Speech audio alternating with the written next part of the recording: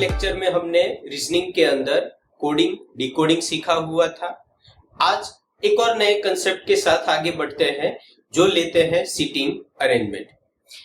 इससे पहले एक और बात, अभी जो कंसेप्ट हुए हैं एज एक्सपेक्टेशन आपने उसके सारे लेक्चर्स देखे होंगे और उसके हिसाब से जो आपको पेपर सेट दिया गया है उसमें से आपने मैक्सिमम उसकी प्रैक्टिस की होगी, वैसी मैं एक एक्सपेक्टेशन रखता हूं, ताकि ऐसा ना हो कि आगे आगे नया आप सीखते जाओ और पीछे पीछे पुराना भूलते जाओ। बराबर? तो अगर नहीं हुई है प्रैक्टिस तो साथ साथ कर लीजिएगा, तो आपके लिए भी वो इजी बनता जाएगा। आज लेते हैं नया एक और कंसेप्ट, सीटिंग अरेंजमेंट। बेसिकली इसके अंदर आपको 2 से 3 टाइप्स के क्वेश्चंस पूछे जाते हैं।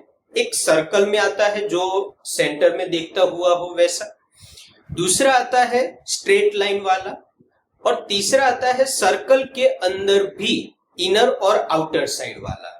और इससे भी ऊपर अगर सर्कल को थोड़ा सा बाइफरकेट कर दो तो उसको वो लोग रो में भी कर सकते हैं कि अगर किसी लोगों को 8 से 10 लोगों को रो में बिठाया जाए और वो नॉर्थ या साउथ में देखते हो, नॉर्थ और साउथ उसको मतलब आप ऑपोजिट डायरेक्शन भी बोल सकते हो।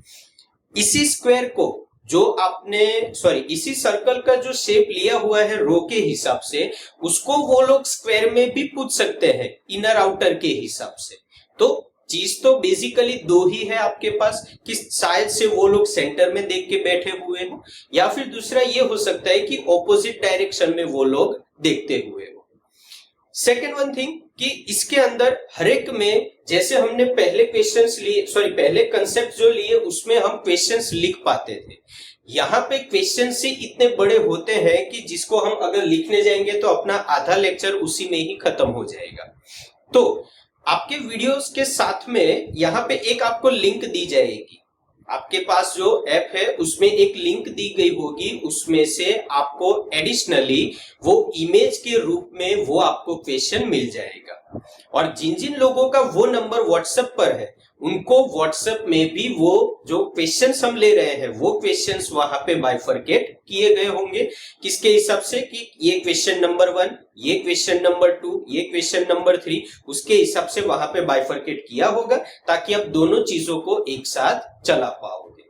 चलिए तो पहले क्वेश्चन की ओर आगे बढ़ते हैं, जिसमें लिया हुआ है सर्कल, और सर्कल भी लिया हुआ है सेंटर में सभी लोग देखते हुए हो। मैं यहाँ पे एक चीज आपको बोलूंगा कि वो लोग सर्कल में आपको पूछे या फिर रो वाइज आपको पूछे, मैं हर एक में रो वाइज ही कैलकुलेशन करूंगा। मैं पहले क्वेश्चन के लिए आगे बढ़ता हूं। बराबर? चलिए पहला क्वेश्चन मेरा है कि P Q R S T U V N W, सबसे पहले गिन लो कितने हैं। P Q R S T U V N W, total 8 लोग हैं, वो बैठे हुए हैं। Are sitting around a circular table, वो एक सर्कुलर टेबल जो है उसमें बैठे हुए हैं, जो inner side circle facing at the centre. ऐसे 8 लोग, 1 2 3 4 5 6 7 8। रेडी? ओके। यहां पे कंडीशन दी हुई है फेसिंग द सेंटर, मतलब कि 8 लोग सर्कल में सेंटर को ही देख रहे हैं। फिर सर्कल में फेसिंग द सेंटर का मतलब यही होता है कि किसी की भी कोई साइड बदली नहीं जाएगी, हर एक की right side left side same ही रहेगी। तो आप एक बात समझ लो, आपका ये राइट हैंड है तो ये राइट साइड बनेगी, ये आपका लेफ्ट हैंड होता है, ये राइट साइड, ये लेफ्ट साइड। आपकी जो हैंड की डायरेक्शन है उसी के हिसाब से आपको चलना है वहां पे। और सर्कल का एक बेनिफिट ये रहता है कि आप कहीं से भी क्वेश्चन को शुरू कर सकते हो। रेडी? चलिए पहली कंडीशन मुझे दी हुई है, P seats third to the right of W। P seats third to the right of W। W के थर्ड राइट में P है, मतलब कि ये होना चाहिए W में अगर यहां पे लिखता हूं तो उसका थर्ड राइट मतलब यहां पे जाना है, फर्स्ट सेकंड थर्ड। एक बात समझिएगा, जहां पे हो वहां पे कोई कंडीशन नहीं लेनी है, उसके बाद से ही शुरू करना है first second and third position. Ready? Okay. अब यहां पे आपके पास 2 कंडीशन मायने रखती है। क्वेश्चन में दिया जाता है एंड और WHO हु। जहां पे सेंटेंस में एंड यूज होता है तो उस सेंटेंस में आपको फर्स्ट सब्जेक्ट से कंटिन्यू करना है, और जहां पे हु यूज किया हुआ है तो वहां पे ये देखना है कि हु से आगे कौन सा सब्जेक्ट है, आपको उससे कंटिन्यू करना है। क्लियर? तो यहां पे इसी कंडीशन की बात हो रही है, इसीलिए मैंने इसका क्लैरिफिकेशन दे दिया आपको। क्या कंडीशन है समझते जाइए। P sits third to the right of W, W के थर्ड राइट पे P है, एंड एंड का मतलब अब फर्स्ट सब्जेक्ट, सेंटेंस जहां से शुरू हुआ था, सेंटेंस शुरू हुआ था P से, मतलब P की ही बात चल रही है, and third to the left of Q, मतलब कि एंड के हिसाब से P की बात चल रही है। P कौन सी पोजीशन पे है? Third to the left of Q। चलो P जो है Q के थर्ड लेफ्ट में है, तो उल्टा ये सोच सकते हैं कि P के थर्ड राइट में Q होगा। क्लियर? फिर से समझिए, P seats third to the left of Q, Q के लेफ्ट में P है तो P के राइट में Q आ जाएगा, बट पोजीशन कौन सी थी? Third position. चलिए फर्स्ट, सेकेंड, थर्ड, तो ये आ जाएगा आपके पास Q। रेडी? चलिए फिर से समझते जाइए। P seats third to the right of W, W के थर्ड राइट में P, एंड एंड का मतलब होता है फर्स्ट वन कंडीशन, सेंटेंस जहां से शुरू हुआ होता है उसके हिसाब से सोचना है कि P seats third to the left of Q, तो देखो Q से P थर्ड लेफ्ट में अपने को मिल जाता है। रेडी? ओके। अब दूसरी condition, S seats second to the right of T, S seats second to the right of T, T के सेकंड T के सेकंड राइट में S है। चलो, पर आपके पास ना ही T है ना ही S है, मतलब कि यहां पे किसी भी हिसाब से आप सेट नहीं कर सकते हो। आपको एक्सेप्शन कंडीशन भी देखनी होगी वहां पे। कई कबार ये लोग ये करते हैं, वो आपको लास्ट में देते हैं कि T यहां पे होना ही नहीं चाहिए, तो इसीलिए पूरा क्वेश्चन साथ में समझते जाना भी जरूरी है। चलिए फिर से समझ लीजिए, S seats second to the right of T, पर वो नहीं है कुछ भी। V seats second to the left of R, तो यहां पे भी V और R की भी कोई पोजीशन नहीं है, पर इसको मैं यहां पे आइडेंटिफाई कर दूंगा ऐसे। देखो, S seats second to the right of T, तो T के सेकंड राइट में S। कैसे मैंने सेकंड राइट लिया? T की कोई पोजीशन नहीं कैलकुलेट की जाती, उसके बाद एक और उसके बाद दूसरा, मतलब कि ये जो दूसरी पोजीशन होगी उसके ऊपर S आ जाएगा। Ready? Okay. Now second one position, second one position पे क्या दिया था? V set second to the left of R, R के सेकंड लेफ्ट में V, तो उसका मतलब क्या हुआ? V के सेकंड राइट में R होगा। चलो समझ लो, V के सेकंड राइट में R, पर हमें V की पोजीशन दी थी तो हम उसके हिसाब से सोच लेंगे। रेडी?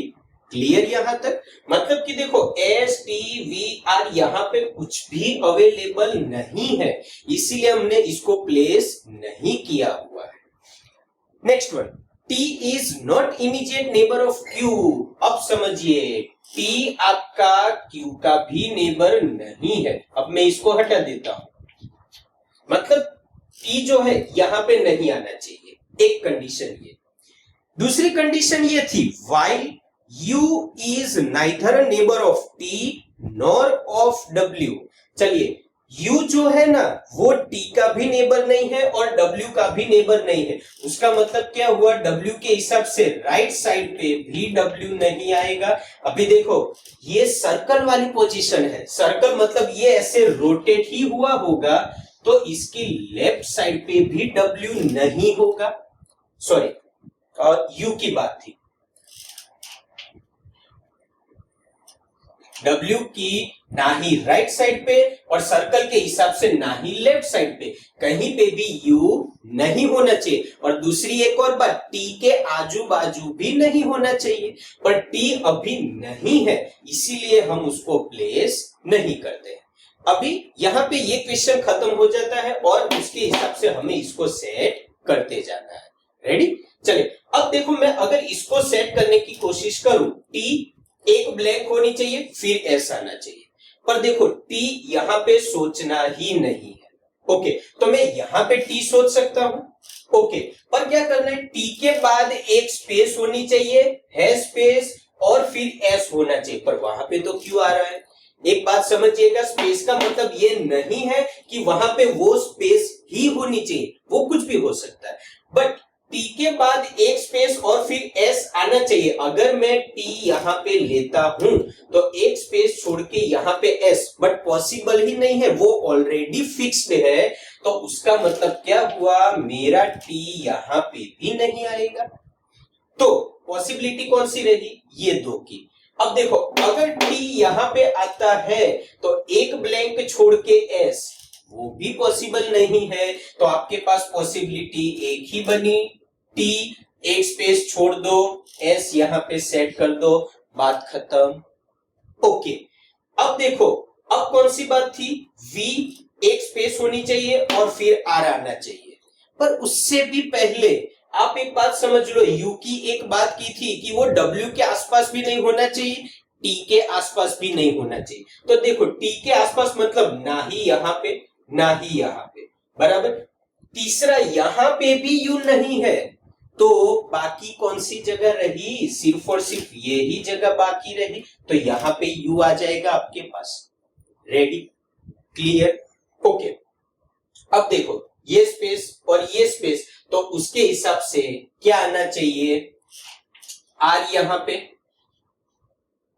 एक स्पेस छोड़ दो और वी यहां पे, बराबर। तो आपको कुछ ना कुछ ये गलत दिखाई देगा, क्यों, क्योंकि हमारी पोजीशन कैसी होनी चाहिए, आर से एक स्पेस छोड़ के लेफ्ट में वी होना चाहिए।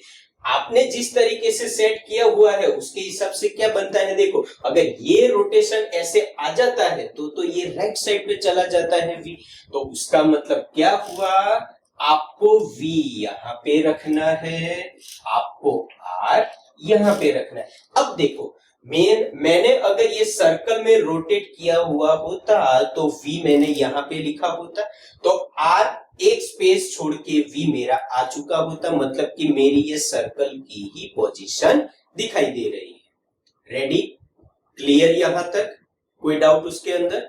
तो अब मैं दूसरा एक और क्वेश्चन लेता हूं। अभी देखिए एक और बात कि यहां पे हर एक जगह पे आपको ये समझने की जरूरत नहीं है कि इसके नीचे जो 5 क्वेश्चन होते हैं उसमें आंसर क्या आता है। अगर ये सही बैठ गया ना तो उसके तो आंसर वैसे ही आपके निकल जाएंगे, मतलब कि उसका कोई टेंशन लेने की जरूरत नहीं है। सबसे पहली चीज क्या है, ये अपना अरेंजमेंट सेट होना चाहिए। तो मैं एक और बार फिर से सेम कंडीशन में दूसरा एक और क्वेश्चन लेता हूं।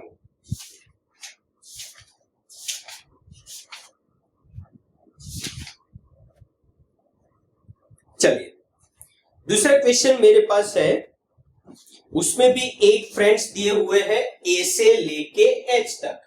चलो मैं फिर से वो ही लाइन ड्रॉ कर देता हूं, 1 2, यहां से मैं काउंट कर लूंगा 3 4 5 6 7 8, इसके हिसाब से। अब देखो, मुझे लेफ्ट राइट लिखने की भी जरूरत नहीं है, बेसिकली कंसेप्ट तो क्लियर हो ही चुका होगा।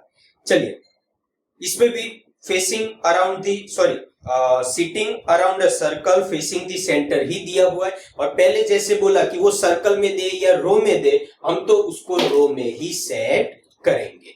रेडी, चलिए, E is third to the left of G, G के थर्ड लेफ्ट में E दिया हुआ है। चलो, G के थर्ड लेफ्ट में E, मतलब कि अगर मैं E यहां पे रख देता हूं तो उसके थर्ड राइट में G आना चाहिए, क्योंकि G के लेफ्ट में E है तो E के राइट में G हो जाएगा। क्लियर यहां तक, ओके।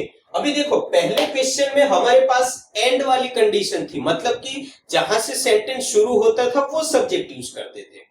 यहां पे अपने को क्या करना है, जो सब्जेक्ट दिया हुआ है उसके हिसाब से चलेंगे। कहां पे, अगर WHO की कंडीशन आती है जो हमें दी हुई है। देखो, who is on immediate right of B, मतलब कि जी की बात हो रही है, E is third to the left of G, who is on the immediate right of B, immediate B जो है उसके राइट में आएगा जी, जी जो है वो बी के राइट में आएगा, बी के राइट में जी, ऐसे ही सेट होगा। Ready, okay. फिर से आगे दिया हुआ है who is third to the left of A, B who is third to the left of A, A के थर्ड लेफ्ट में बी होता है तो बी के थर्ड राइट में ए आ जाएगा। ओके चलो, तो बी के थर्ड राइट में फर्स्ट सेकंड थर्ड आ जाएगा अपने पास ए। रेडी, क्लियर, कोई डाउट इसके अंदर?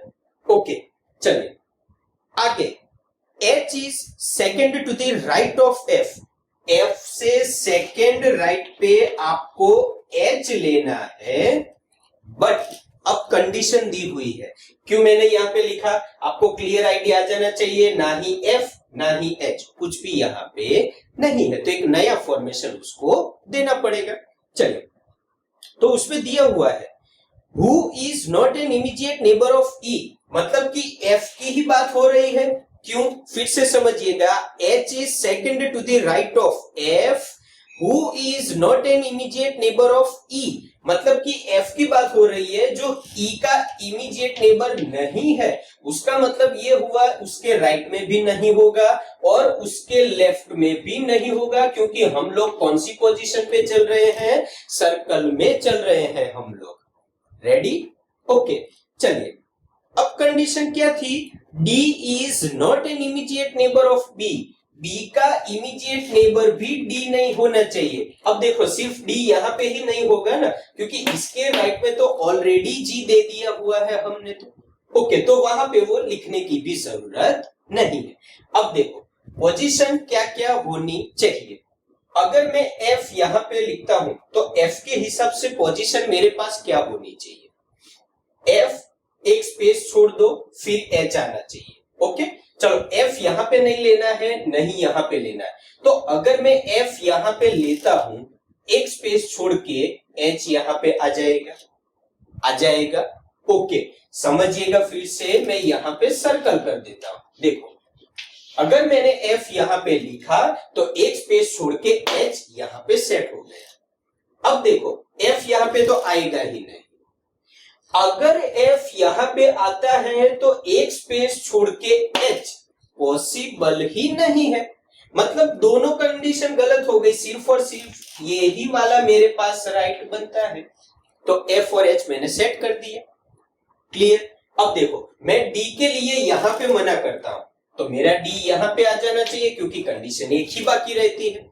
तो यहाँ पे क्या आ जाना चाहिए मेरे पास, अब सिर्फ और सिर्फ C ही बाकी रहेगा, क्योंकि A to H कंटिन्यू था यहाँ पे। तो इसके हिसाब से ये भी अपना सीटिंग अरेंजमेंट निकल गया। क्लियर, कोई डाउट इसके अंदर? चलिए, अब थोड़ा सा कॉम्प्लिकेटेड वर्जन लेते हैं हम लोग, क्वेश्चन नंबर 3। चलिए next one.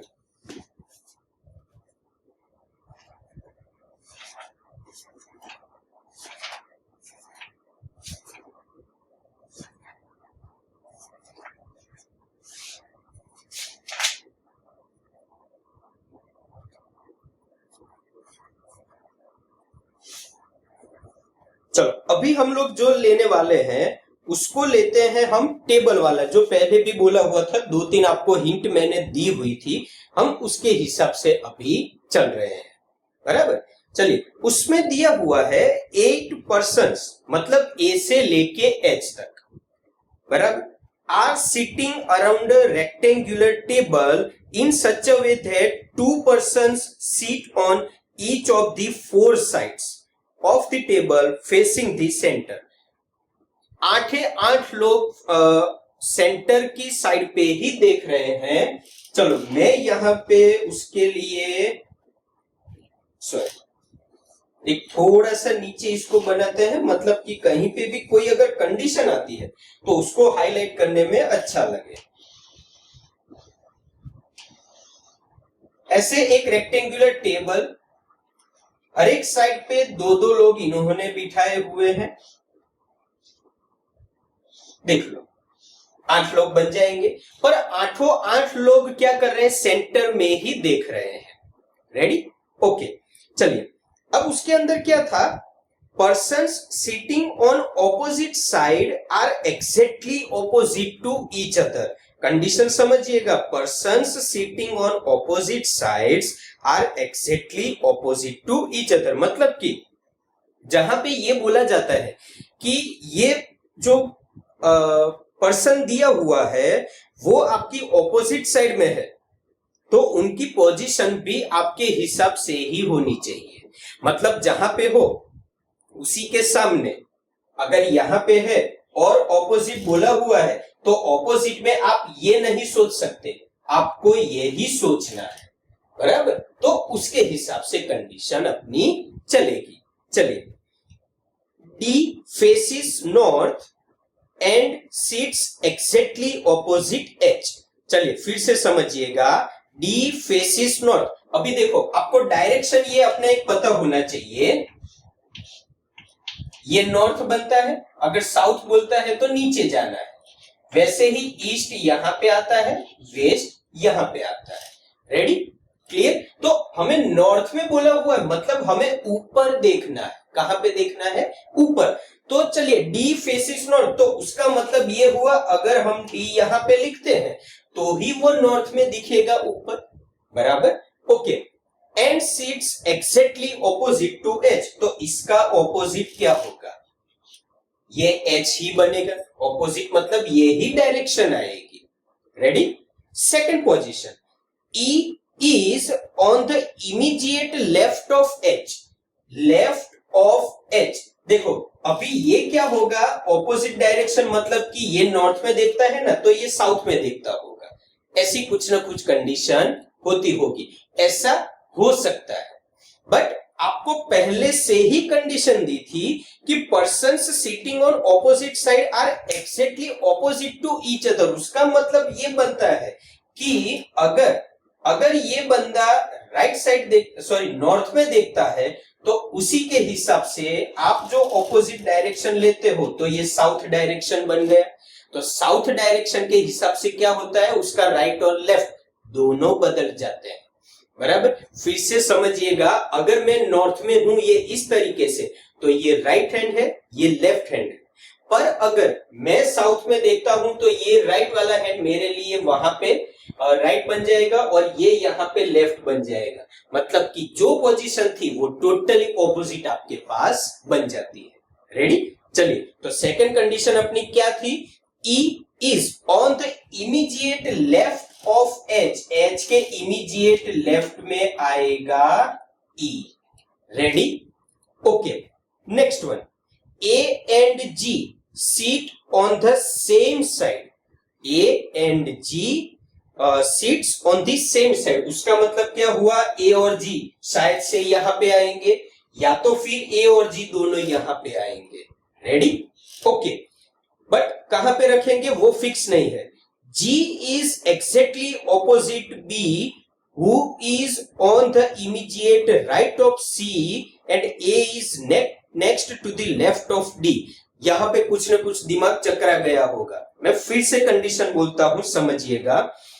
G is exactly opposite to B. अभी देखो, अगर मैं A और G यहां पे लिखता हूं तो ये भी हो सकता है, A और G यहां पे भी आ सकता है। बट A और G में पहले G लिखा जाए या A लिखा जाए, क्या पता, कुछ भी पॉसिबल नहीं है। तो A और G को छोड़ दिया।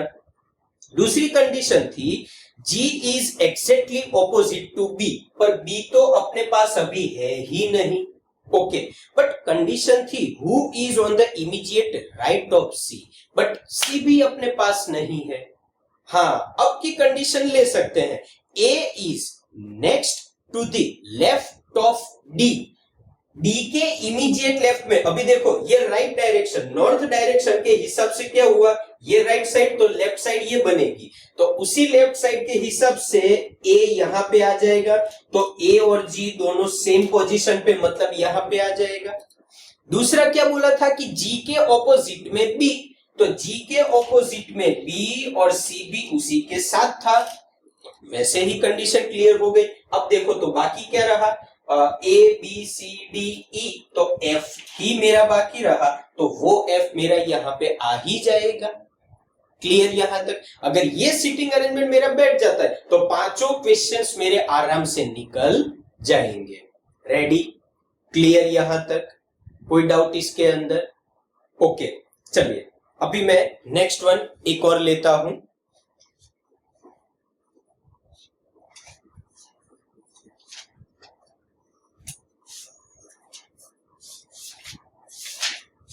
अभी जो लेने वाला हूं वो थोड़ा सा इंटरेस्टिंग बन जाएगा आपके लिए, क्योंकि अब जो ले रहे हैं वो सर्कल में ले रहे हैं और वो भी कॉर्नर वाला क्वेश्चन ले रहे हैं, जो सबसे ज्यादा क्लेरिकल के बेस पे पूछा ही जाता है और प्रीलिम्स एग्जाम्स के लिए बहुत ही इंपॉर्टेंट। मतलब कि आप उसकी पैटर्न को रट्टा मार ही लो, कुछ भी ना करो तो सही। चलिए मैं आपको ये क्वेश्चन लेता हूं, क्वेश्चन नंबर 4। चलिए अब इसमें दिया हुआ है, इसमें भी 8 फ्रेंड्स ही दिए हुए हैं। P, Q, R, S, T, V, W and Y are sitting around a square table in such a way that 4 of them sit at 4 corners of the square while 4 sit in the middle of each of the 4 sides। अभी देखो, जब आप square, सिर्फ और सिर्फ square पढ़ो ना, तब आपको एक चीज दिमाग में फिक्स ही कर देनी है कि 4 लोग कहां पे होंगे, कॉर्नर पे होंगे, और बाकी के 4 लोग आपके कहां पे होंगे, बीच में, मतलब कि मिडल में होंगे। हाँ, अभी सिर्फ और सिर्फ देखना क्या है, इनर में कौन है और आउटर में कौन है, मतलब कि कॉर्नर वाले आउटर है या मिडल वाले।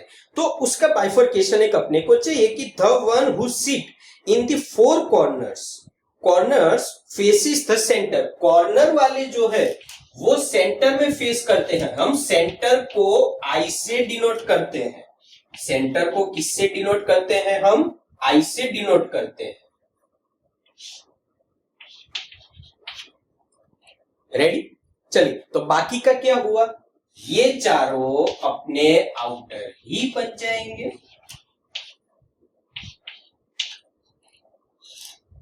चलिए, first one condition, P who faces the center, P who faces the center से किसी भी एक जगह पे आप ले सकते हो। Okay, sits third to the right of V। चलो, अगर मैं P यहां पे ले लेता हूं तो इसके लिए ये बोला हुआ है कि seats third to the right of V, V के थर्ड राइट में होना चाहिए। तो इसके हिसाब से उल्टा हम सोच लेते हैं कि P के लेफ्ट में होना चाहिए। अब देखो, जब आप अंदर की साइड पे देखते हो तब ये राइट साइड बनती है, आपकी लेफ्ट साइड वो बनती है। तो अगर P उसके राइट में है V के, तो P के लेफ्ट में V बन जाएगा और वो भी अपनी थर्ड पोजीशन पे।